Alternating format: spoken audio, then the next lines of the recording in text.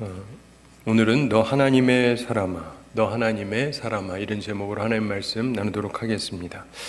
오늘 말씀에서 보면은 굉장히 중요한 얘기를 하고 있습니다. 짧은 구절이지만 매우 중요한 말씀을 가지고 있죠. 11절 함께 읽어보겠습니다.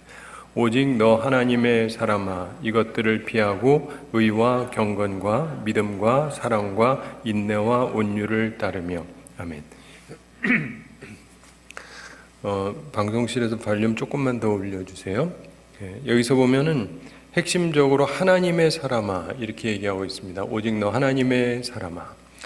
굉장히 중요한 부분인데요. 하나님의 사람은 구약시대, 신약시대에 나오는 표현인데 우선 구약시대에 구약에서 하나님에 의해서 높은 직분을 맡게 된 사람에 대한 호칭입니다. 그래서 위대한 호칭이죠. 모세에게 부여되었던 호칭입니다. 그래서 하나님의 사람 모세 이렇게 신명기 33장 1절에 나오고 하나님의 사람 다윗 역대하 8장 14절에도 나옵니다.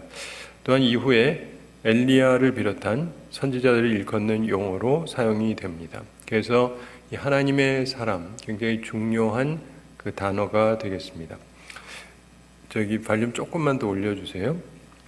그리고 신약시대에도 말씀을 하는데 신약시대에는 우리 모든 성도가 제사장 그리고 왕으로 여겨집니다. 따라서 이것은 모든 성도에게 적용이 될 수 있는 그러한 말입니다. 특별히 교회 직분자들은 이 명칭 하나님의 사람 이것을 가슴에 새길 필요가 있습니다. 하나님의 사람이라고 하는 명예로운 이름으로 우리가 도전을 받아야 합니다. 특별히 우리가 여기서 구별해야 되는 것은 본문 바로 앞에 언급되었던 돈을 사랑함이 일만하게 뿌리가 되나니 이것을 탐내는 자들은 미혹을 받아 믿음에서 떠나 많은 근심으로써 자기를 찔렀도다. 이 6장 10절 말씀 있죠. 이 말씀을 생각하면서 돈을 사랑하는 사람이 아니라 하나님의 사람으로서 살아야 된다는 것을 기억을 해야 됩니다. 사랑하는 성도 여러분, 자신이 하나님의 사람이다. 이것을 가슴에 새기시기 바랍니다. 내가 누구냐에 따라서요, 행동이나 말이나 모든 게 영향을 받습니다. 내가 누구인가? 내가 누구인가? 나는 하나님의 사람이다. 하나님의 사람이다. 여러분 이런 마음을 마음에 품으시기 바랍니다. 한번 해보실래요? 따라 해보실래요? 나는 하나님의 사람이다. 한번 다시 나는 하나님의 사람이다. 한 번만 더 나는 하나님의 사람이다. 이걸 마음에 생각을 하면 좀 행동이 달라질 수밖에 없습니다. 자, 그런데 이 하나님의 사람의 행동 지침을 오늘 본문이 얘기해 주고 있습니다. 그럼 하나님의 사람은 어때야 되느냐? 우선 피해야 될 게 있어요. 그리고 따라야 될 게 있습니다. 피해야 될 것이 있는데 그것은 여기 보면 오직 너 하나님의 사람아 이것들을 피하고 이렇게 말씀하고 있죠. 이것들을 피하고 돈을 사모하는 세상 사람들 그리고 하나님의 사람들 이게 비교해 보면서 제가 예전에 대학교 시절에 세금을 전혀 내지 않던 어떤 직분자 그리고 손님에게도 악착 같은 직분자 이런 분들을 보면 좀 마음이 불편해요. 젊은이 입장에서 그렇죠? 우리 교회 재직이에요. 교회에서는 해임하고 계시는데 해야 될 바를 안 하고 굉장히 돈을 너무 사랑하는 것 같은 모습을 보면 존경심이 하나도 안 가죠. 표정들이 어떠신지 잘 모르겠어요. 무슨 뜻인지. 근데 존경심이 안 갈 수밖에 없습니다. 그런데 우리가 기억할 게 있습니다. 여러분 옛날에는 물건을 잘 안 바꿔줬는데 요즘은 잘못된 물건이 있으면 바꾸어 줍니다. 그래서 이 물건을 바꾸어 주기도 하고 혹은 그 값을 다시 돌려주기도 하고 환불해 주기도 하고 이게 전부 다 기독교 실업인에 의해서 시작이 된 겁니다. 워너메이커라고 하는 미국의 크리스찬에 의해서 시작이 된 거예요. 옛날에는요 바꿔주지도 않고 환불도 안 해주려고 그랬어요. 그러면 망한다 그랬습니다. 근데 그건 우리나라뿐 아니라 미국도 마찬가지였습니다. 근데 이 워너메이커라는 사람이 크리스찬이었는데 자기 가게에다 그걸 딱 붙여놓고 판매 원칙으로 했어요. 뭔가 마음에 안 드시면 바꿔드리든지 환불해드린지 하겠다. 그랬더니 같이 장사하는 분들이 다 뭐라 그랬는지 아세요? 당신 미쳤냐고, 그럼 망한다고. 네? 바꿔달라면 다 바꿔주고 돈으로 다시 달라고 그러면 망한다고. 그렇죠? 안 망했어요.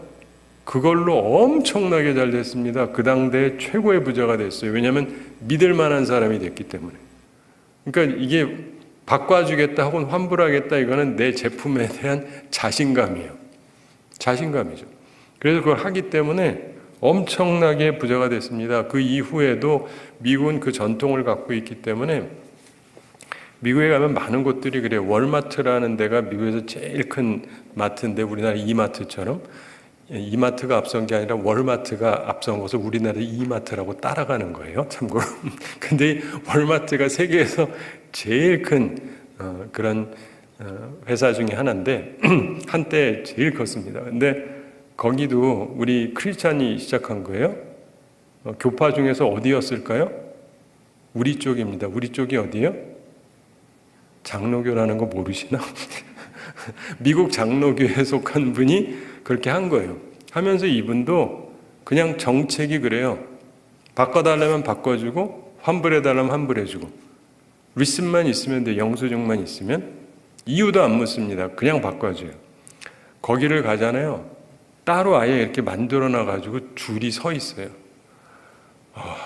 근데 보면서 저래도 되나 싶은데 제일 돈을 많이 벌어요. 왜냐하면 사람들이 살 때 편안하게 사요. 이해가 되시죠? 뭔가 문제가 있으면 아무 질문도 안 해요. 그냥 바꿔줍니다. 돈으로 달라고 그러면 돈으로 줘요. 진짜 묻지도 않아요. 그냥 바꿔줘요. 그런데 그렇게 해서 가난해졌느냐? 아니, 그렇게 돼서 미국의 최고의 부자가 됐었는데, 우리 시대에 우리가 알던 빌 게이츠라는 사람 있죠. 마이크로소프트의 빌 게이츠.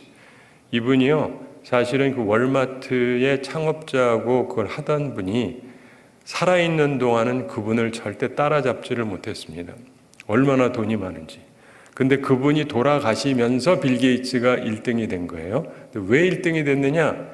재산이 줄어서, 아니 그게 아니라 이분이요, 자기 아내랑 자녀가 셋 있거든요. 4분의 1씩 나눠줬어요. 나눠줬더니 이게 4분의 1로 줄었잖아요. 근데 한 명으로만 치면은 줄어들었기 때문에 빌 게이츠가 1등이 됐지, 아니었으면 빌 게이츠가 못 따라갑니다. 이해가 되세요? 그 방식으로 해서 가난해지고 못 살고 그런 게 아니라, 그렇게 한다는 것 자체가 뭐냐면 호기를 부리는 게 아니라 제대로 하는 거예요. 제대로. 자기 제품에 대한 확신, 그리고 좋은 제품을 가장 저렴한 가격에 판매를 하는 거예요. 사람들이 그걸 다 아는 거죠. 사랑하는 성도 여러분, 좀 전에 얘기한 거를 그러니까 오해하지 마시라는 거예요. 돈을 사랑하지 말라는 거지 돈이 있으면 안 된다는 얘기가 아니에요.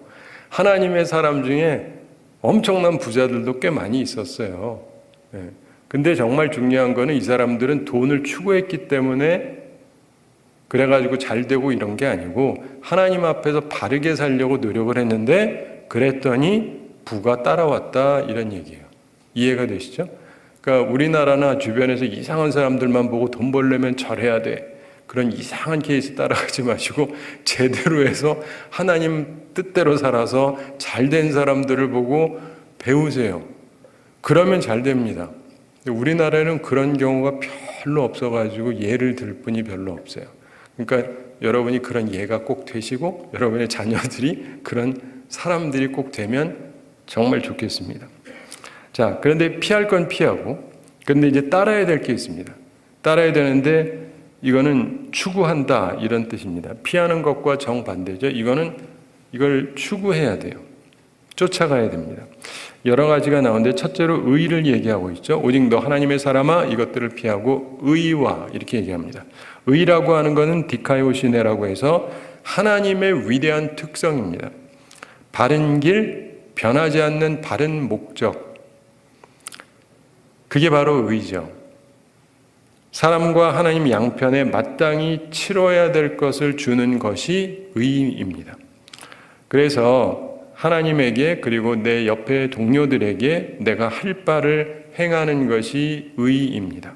특별히 그리스도의 십자가를 통해서 구원받는 하나님의 의를 우리가 생각할 필요가 있습니다.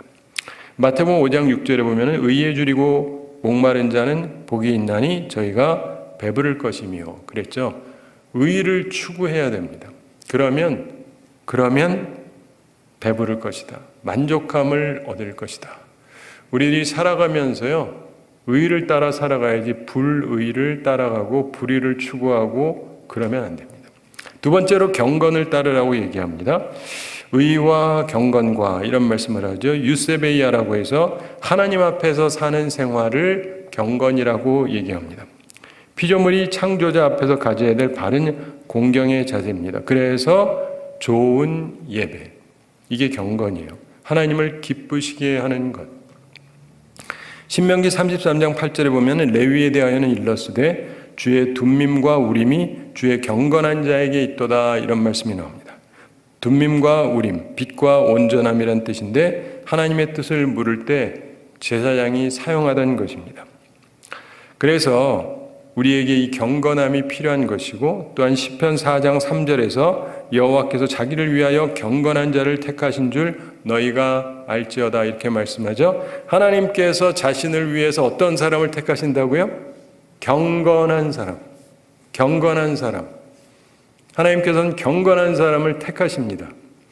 그걸 기억하셔야 되고, 누가복음 2장 25절에도 보면 예루살렘에 시므온이라는 사람이 있으니 이 사람이 의롭고 경건하여 이스라엘의 위로를 기다리는 자라, 성령이 그 위에 계시더라, 이렇게 말씀합니다. 그래서 그리스도를 보기 전에 죽지 아니하리라는 말씀을 들었고 실제로 보게 되죠. 그가 의롭고 경건하였습니다. 우리의 삶에도 이 경건함이 꼭 있어야 하는 것입니다. 오늘날에는 이 경건이라는 것을 사람들이 단어조차도 잘 추구하지 않는 것 같아요.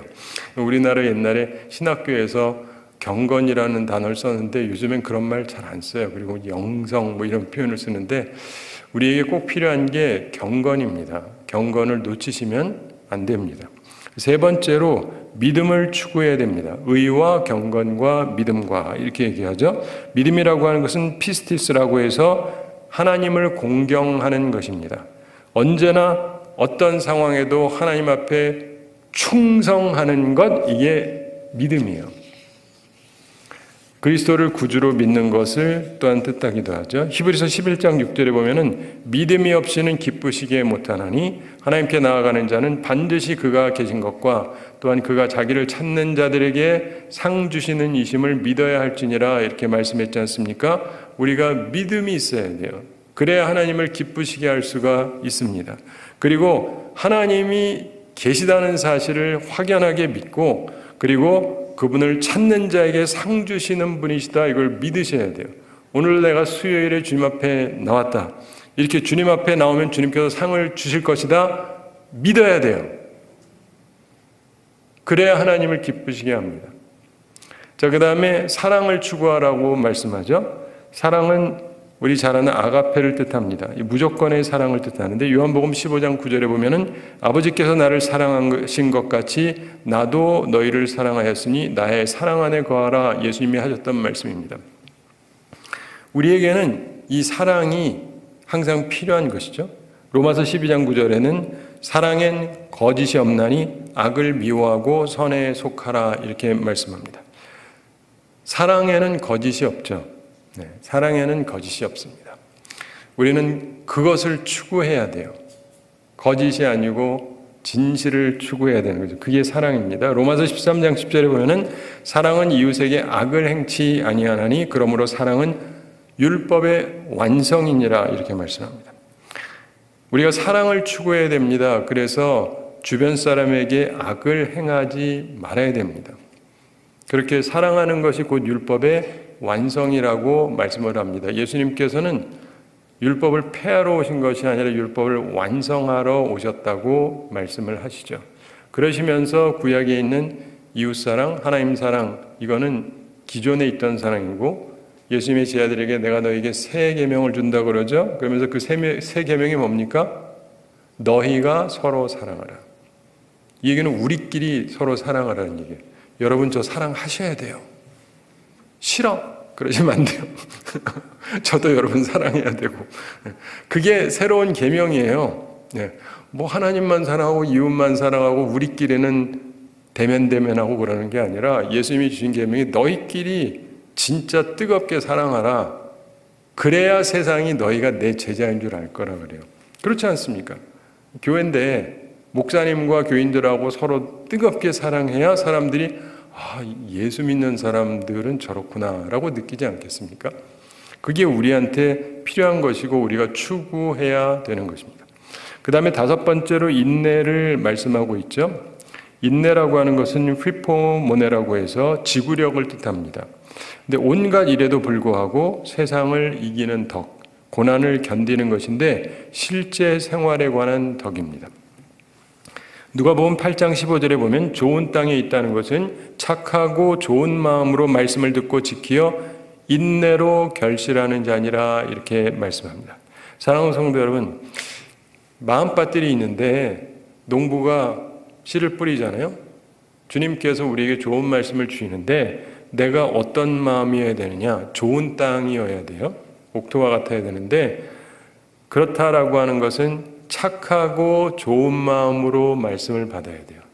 착한 마음으로 좋은 마음으로 말씀을 받아야 됩니다. 그리고 그걸 지키고 인내하면서 결실을 해야 되는 것입니다. 이게 우리 가운데 꼭 필요한 것이죠. 그리고 누가복음 21장 19절에 너희의 인내로 너희 영혼을 얻으리라 이런 말씀이 나옵니다. 우리가 인내를 해야 돼요.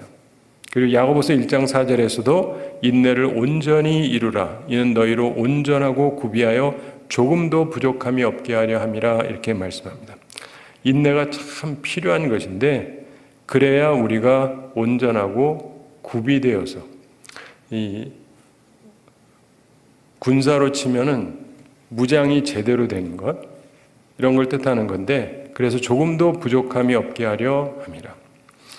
그리고 그 다음에 6번째로 온유를 따라야 된다, 추구해야 된다 이렇게 말씀하죠. 온유라고 하는 것은 프라위 파데이아라고 해서 용서하는 방법을 알고 의로운 싸움을 행하는 방법도 아는 정신이요. 이 온유라는 것은요, 용서도 할 줄 알고 싸울 줄도 아는 거예요. 이게 굉장히 균형이 잡힌 거예요. 예수님이 갖고 있던 자세.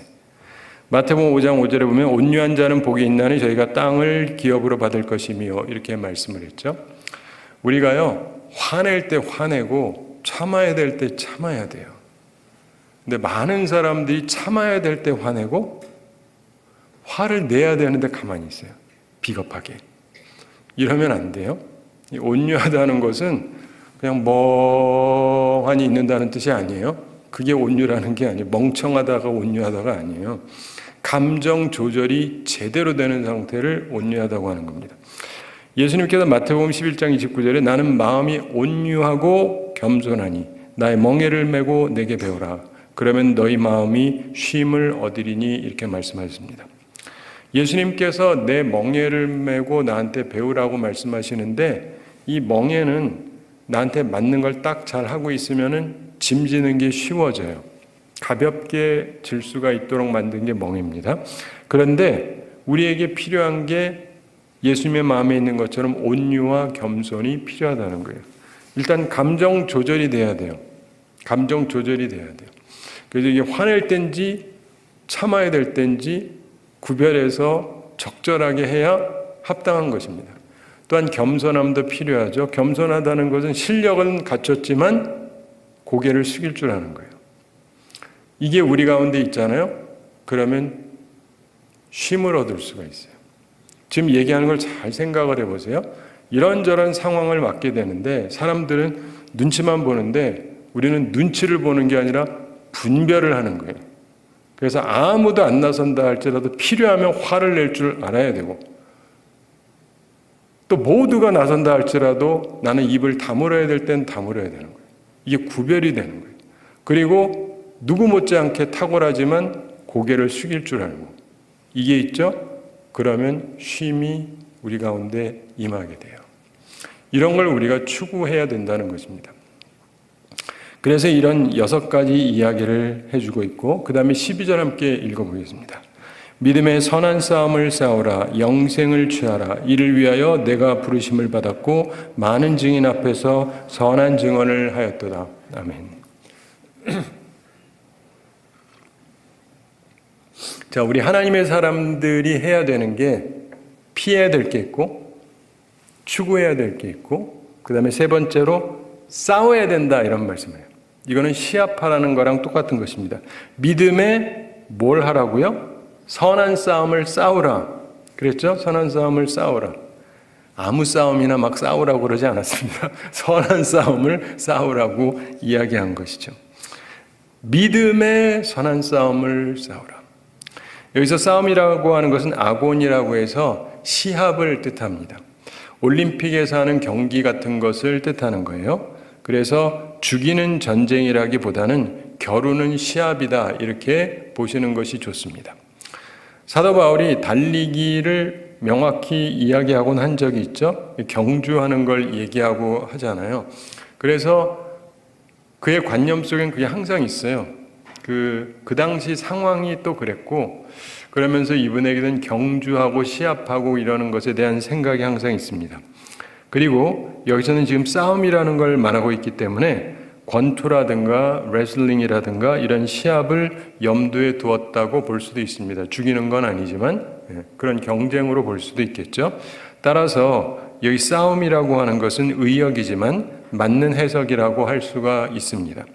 이 단어는 아고라고 하는 말에서 왔는데, 그 말은 시간을 보낸다, 허비한다, 이런 뜻이에요. 자, 시간을 보낸다, 시간을 허비한다. 즉 이것을 위해서 시간을 소모하라는 겁니다. 저희가 어릴 때만 해도 물론 우리 다 노는 거 좋아하고 게임도 좋아하고 그러긴 하는데, 시대가 많이 바뀌고 그래가지고 요즘 젊은 사람들은 그 게임을 엄청 많이 해요. 그래가지고 게임을 못하는 사람이 없습니다. 다 해요. 얼마만큼 하느냐지. 남성뿐 아니라 여학생들도 굉장히 많이 합니다. 그리고 게임을 잘할 수도 있고 못할 수도 있겠지만 하여간 거의 다 하는 것 같아요. 그래서 저만 해도 잘은 모르는데, 또 목사니까 그거 할 시간이 없잖아요. 이제 우리 아이들이 어렸을 때 아버지 이거 좀 놀아주면 안 돼요? 그럼 그래. 그러고는 안 하게 되더라고요. 이게 나이가 드니까 하고 싶지가 않아요. 목사여서 그런지는 모르겠지만 옛날엔 그게 참 재밌었는데, 일단 딱 보면 참고로요, 게임을 잘하려면 어떻게 해야 되는지 아세요? 한 가지 방법밖에 없어요. 제가 이 게임 잘합니다 하면 시간을 많이 집어넣어야 돼요. 한두 번 해가지고 게임 잘할 수는 없어요. 아무리 천재도. 맞죠? 그래서 게임을 잘하려면 시간을 많이 집어넣어야 돼요. 그래서 제가 안 하는 거예요. 나도 한 번 하면 잘하고 싶은데 한 번 했다가 설교 준비를 안 하고 게임만 하면 어떻게 하겠어요? 그래서 아예 손을 안 대는 거예요. 그런데 이게 거기에서 온 얘기예요. 그렇기 때문에 젊은이들이나 요즘엔 30대도 게임하고 40대도 게임하고 그러는데, 그거를 잘하는 사람 보면요, 시간을 많이 집어넣은 사람들이에요. 시간 안 집어넣고 잘하는 사람은 없나니 하나도 없습니다. 소위 그 프로들도 있거든요. 그 사람들은 엄청나게 시간을 들이고 하는 거겠죠. 그러니까 기억을 하셔야 돼요. 우리는 단지 그런 게임을 하라는 게 아니고요, 오늘 또 듣고 가서 앞으로 이거 해야 되겠다, 이게 아니고 믿음의 선한 싸움을 싸우라. 믿음의 선한 싸움을 싸워야 된다. 이거를 위해서 정신을 차리고 막 집중을 하고 시간을 들이고 해야 돼요. 그래서 내가 이겨야 되겠다, 이겨야 되겠다, 이겨야 되겠다, 이렇게 해야 돼요. 특별히 요즘에는 많은 게임들이 서로 경쟁을 해서 하는 경우들이 많다 그러는데, 결국 거기서 내가 이기고 싶은 거잖아요. 이기고 싶은 거. 그러려면 시간을 많이 보낼 수밖에 없습니다. 여러분, 우리나라에서도 이런저런 운동 경기들 하는 분들이 많이 있잖아요. 그 중에서 잘한다는 분들을 보면 다 똑같습니다. 시간 하나도 안 들였거든요. 그냥 저는 나가면 항상 1등이에요. 이러는 사람은 없나니 하나도 없습니다. 다 너무 열심히 시간을 집어넣어요. 어떤 종목이든지 간에. 그렇죠? 시간을 엄청나게 집어넣습니다. 근데 그것도 조심해야 돼요. 왜냐하면 너무 열심히 하다가 몸이 상하는 수가 있어요. 그러니까 상하지 않으면서 하는 게 이게 잘해야 되는 건데 쉽지가 않습니다. 심지어 모든 부분이 다 마찬가지인데 만사가 이 부분을 잘 활용을 해야 되거든요. 근데 그러기 때문에 여러분도 기억하셔야 돼요. 우리도 싸워야 돼요. 시합을 해야 됩니다. 그런데 믿음의 선한 싸움을 싸워야 됩니다. 항상 그 생각하셔야 되고, 네 번째, 오늘 말씀이 우리에게 가르쳐주고 제시하는 바가 있습니다. 그건 뭐냐면 취할 게 있다는 거예요. 취할 게 있다. 무엇을 취하느냐? 영생을 취하라, 이렇게 말씀합니다. 시합의 상급이 영생입니다. 최종 목표가 무엇이냐? 우리에게는 영생이다. 이게 우리의 목표입니다.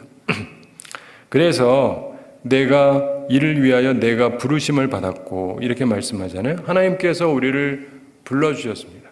그래서 우리는 피할 것을 피하고 추구할 것을 추구하고 믿음의 선한 싸움을 싸우면서 영원한 생명을 얻어야 되는 거예요. 이거를 위해서 우리가 부르심을 받았습니다.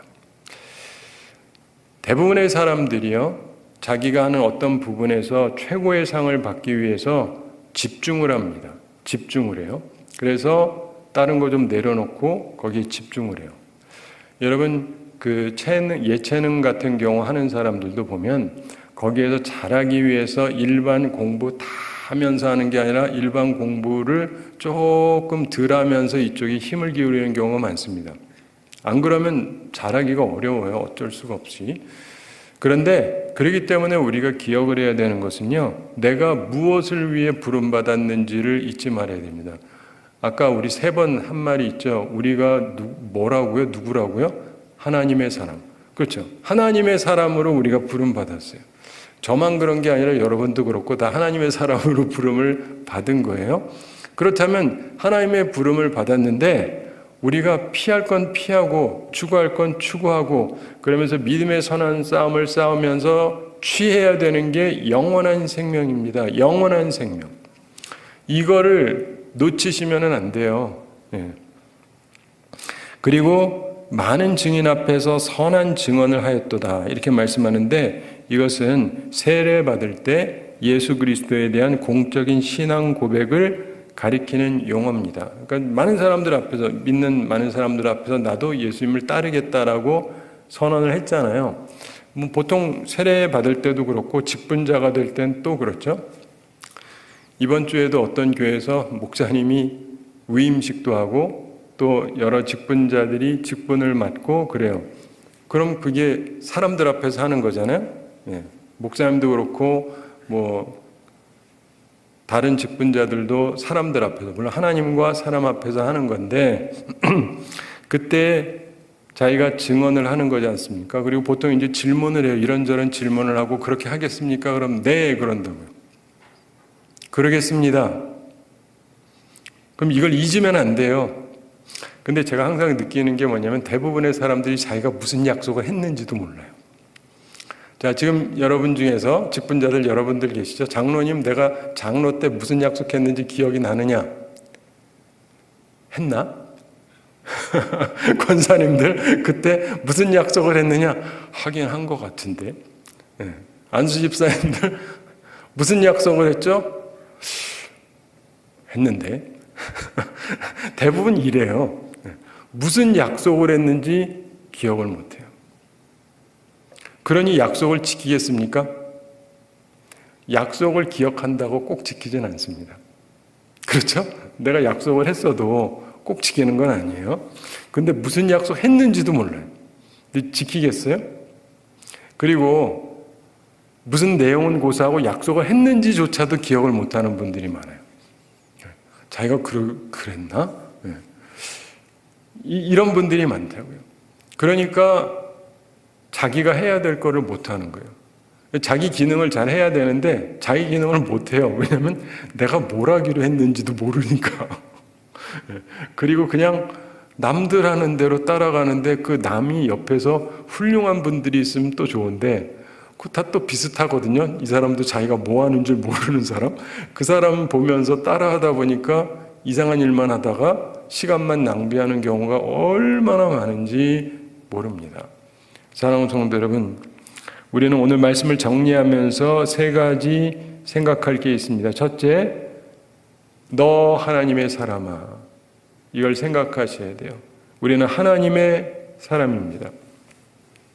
돈의 노예가 아니라 하나님의 사람이에요. 돈이 우리를 좌지우지하는 게 아니라 하나님이 우리를 좌지우지하셔야 돼요. 그렇죠? 그래서 그거를 스스로 잘 생각하셔야 돼요. 이런 얘기하면 항상 또 오해하는 사람이 있어요. 가난해야 된다 혹은 돈을 몰라야 된다 그런 얘기가 아니고 돈에 좌우되고 돈을 사랑하고 그러지 말라는 말이에요. 하나님의 인도하심을 받으면서 살아야 된다는 거예요. 그래야 여러분이 돈을 여러분의 종처럼 부릴 수가 있는 거예요. 물질은 우리의 밑에 있는 거지 우리 위에서 우리를 조종하는 우상이 되면 안 되는 거예요. 이해가 되시죠? 항상 나는 하나님의 사람이다. 이 생각을 기억을 꼭 하시게 되기를 바랍니다. 그 다음에 두 번째는 내 삶의 목표는 뭐냐면은 영생을 취하는 것입니다. 우리는 결국 영생을 취해야 돼요. 하나님 나라는 침노하는 자가 얻는다라고 예수님이 그러셨어요. 참 이상한 말이에요. 예수님께서 그러십니다. 하늘나라는 침노함을 받는다. 결국은요, 그걸 추구하는 사람이 없습니다. 얼마 전에 어떤 청년이 저한테 물어봐요. 제가 박사 공부를 해야 될까요? 말아야 될까요? 그래서 제가 물어봤습니다. 그 박사는 누가 받는지 아세요? 여러분은 어떻게 생각하세요? 박사학위는 누가 받습니까? 그럼 이제 머리도 좋고 뭐 이런 식으로 사람들이 생각을 해요. 그래서 제가 뭐라고 답했냐면 물론 머리가 좋을 수도 있고 공부 잘할 수도 있고 실력이 있을 수도 있는데 박사학위는요 머리 좋은 사람이 받는 게 아니에요. 그럼 누가 받는지 아세요? 농담으로 치면 히프가 좋아야 되고 무슨 말인지 아시죠? 앉아서 공부를 해야 되고 근데 진담으로 치면 그게 아니라 의지를 가진 사람이 얻는 거예요. 나 박사 따겠다 하는 사람이 따는 거예요. 머리 좋아서도 아니고 능력이 있어서도 아니고 나는 어떻게든 박사를 받겠다 하는 사람이 받아요. 주변에 이렇게 보면 예외는 없나니 하나도 없어요. 단지 이건 있어요. 좋은 데서 받겠다는 거는 아무나 따지는 못해. 들어가지도 못하니까. 그렇지만은 어딘가에 가서 받는 거는 할 수 있어요. 의지가 있으면. 진짜 이게 중요한 거예요. 의지가 있느냐 의지가 없느냐. 근데 대부분의 사람들은 의지가 없어요. 저는 공부도 잘 못해서 그러니까 그거부터 벌써 끝난 거예요. 나 공부도 못하고 뭐 벌써 의지가 없잖아요. 나는 공부 못해도 하여간 어떻게든 해보겠다 이게 아니니까. 근데 보통 보면은요 박사과정에서 들어와서 공부하는 사람들 중에도요 제일 공부 잘하고 머리 좋은 사람이 따는 게 아니에요. 난 무슨 수를 떠서라도 따겠다는 사람이 따는 거예요. 진짜 그래요. 그러므로 여러분이 항상 기억하셔야 돼요. 목표라는 건 굉장히 중요해요. 목표가 있느냐 없느냐는 굉장히 중요합니다. 근데 많은 사람들이요 그거는 잘난 사람이 얻는 거지. 그래요. 우리나라 대통령들은 다 잘나졌잖아요. 역사를 보시면 웃지도 않으셔. 나 지금 대통령 욕하는 거 아니에요. 난 욕하려는 얘기가 아니라 그냥 이렇게 보면 진짜 우와 저런 분이 있어서 우와 저런 분이 있어서 오 될 만하구나 해서 다 됐어요? 이러시잖아요. 그러니까 이게 보면은 근데 한 가지는 있어요. 의지가 있어요. 대통령 나 될 생각 하나도 없어요. 근데 사람들이 막 하라 그래서 할 수 없이 됐어요. 누가 그래요? 아니잖아요. 의지 하나는 명확해요. 의지가 있다고 다 되는 건 아니지만 의지가 없으면 안 돼요. 제가 옛날에 누구라고는 얘기 안 하겠고 어느 실제로 대통령이 된 분의 부인 얘기를 들은 적이 있습니다. 크리스찬이었어요. 그 부인이 권사님이셨는데 이제 대통령 되기 훨씬 전이죠. 어쩌다가 청와대를 간 거예요. 청와대를 가고는 거기가 너무 좋아 보이더래요. 그래가지고 거기 들어가서 이렇게 나무도 만져보고 그러면서 계속 기도했대요. 주님, 저 여기 와서 살게 해주세요. 여기 와서 살게 해주세요. 여러분 그런 기도 해보신 분? 안 하니까 못 가죠. 저도 안 했어요. 저도 안 했어요. 한다고 다 가는 건 아니지만 보통 보면 그래도 뜻이 있으니까 가는 거지. 이해가 되세요? 네. 그래서 만사가 그렇습니다. 우리 삶 속에서 근데 우리는 추구해야 되는 진짜 중요한 건 영생을 얻어야 되잖아요. 영원한 생명을 얻어야 되잖아요. 그 목표점을 놓치시면 안 돼요. 하여간 어쨌든 나는 영생을 취하겠다. 이 생각을 꼭 가지셔야 됩니다. 세 번째로 그러기 위해서 믿음의 선한 싸움을 싸워야 된다는 것입니다. 그래서 피할 건 피하고 추구할 것은 추구하면서 그래서 의, 경건, 믿음, 사랑, 인내, 온유 이런 것들을 추구하면서 믿음의 선한 싸움을 싸워야 되는 거예요. 싸우는 이유는 영생을 얻기 위해서, 영생을 취하기 위해서. 주님께서 우리를 위해 준비해 놓으셨는데 그거를 받아야 될 것 아니겠습니까? 이렇게 생각해 보시면 좋겠습니다. 주님께서 우리를 위해서 주신다고는 했지만 우리도 조금의 노력은 해야 되지 않겠습니까? 제가 언젠가 한두 번 말씀드린 적이 있는데 제가 뉴스라든가 이렇게 보면은 이렇게 보면서 재미있는 거는 항상 기억을 해두는데 그 중에 제일 재미있는 것 중에 하나가 스포츠 중에 제가 아마 대학생 때였던 것 같아요. 80년대쯤이었던 것 같은데 우리나라에서 이 일간 신문지에 뉴스가 크게 났는데 헤비급 우리나라 챔피언, 한국 챔피언이 이제 탄생을 했는데 이렇게 사진도 나오고 이렇게 했어요. 근데 이분이요, 권투 선수가 아니라 딴 거 하는 사람이에요. 직업이 뭐냐면 의사예요, 의사. 의사인데 우리 한국 복싱 선수권대회에서 1등을 했대요. 그래서 운동 꽤 잘하나 보다 했는데 거기에 대해 설명이 나와 있는데 너무 재밌어요. 이분이 이 복싱은 체급으로 나누는 거 아시죠? 예. 가난한 사람, 가난이 아니고 가벼운 사람이 있고 라이트가 있고 좀 이렇게 중량급이 있고 제일 무거운 걸 헤비급이라고 그래요. 헤비급. 이분이 헤비급에 나간 거예요. 헤비급에 나왔어요. 근데 당당하게 1등을 했습니다. 어떻게 1등을 했느냐? 몇 번 싸웠는지 아세요? 한 번도 안 싸웠어요. 왜냐? 헤비급에 출전한 사람이 아무도 없었어. 자기 혼자밖에 없었어. 근데 어쨌든 타이틀 매치는 있잖아요. 그러니까 상은 줘야 되거든요. 근데 이 사람은 나왔어요. 나왔기 때문에 1등이 된 거예요.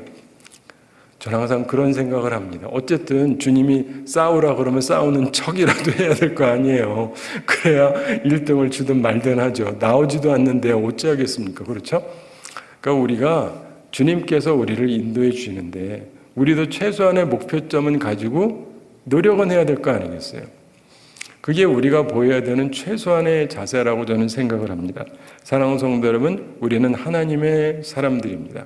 내가 하나님의 사람이라는 걸 잊지 마시기 바랍니다. 그리고 여러분 다 영생을 꼭 취하셔야 돼요. 영생을 꼭 취하시기 바랍니다. 그러기 위해서 선한 싸움을 싸우셔야 돼요. 피할 것 피하고 추구할 것 추구하고. 그래서 정말 아름다운 인생을 살아가고 의미 있는 인생을 살아가는 우리 모두가 되기를 간절히 바랍니다. 우리 함께 기도하겠습니다. 사랑의 하나님 아버지, 우리를 사랑하시고 오늘도 저희에게 귀한 말씀 주심을 감사드립니다. 주의 말씀을 기억하면서 우리가 하나님의 사람이라고 하는 온전한 자아의식을 갖고 살아가게 해주시고 주님께서 우리를 위해 준비하신 영생을 취하기 위해서 노력하는 사람들 되게 해주시고 그러기 위해서 믿음의 선한 싸움을 싸우는 하나님의 사람들 되게 하여 주시옵소서. 피할 것을 피하고 추구할 것을 추구하면서 하나님 앞에서 최선을 다하는 가운데 하나님께서 우리에게 주신 삶 가운데 하나님의 사람으로서 합당한 삶을 살아가고 하나님께 영광 돌리며 살아가는 저희들 다 되게 하여 주시옵소서. 감사드리며 예수님의 이름으로 기도드리옵나이다. 아멘.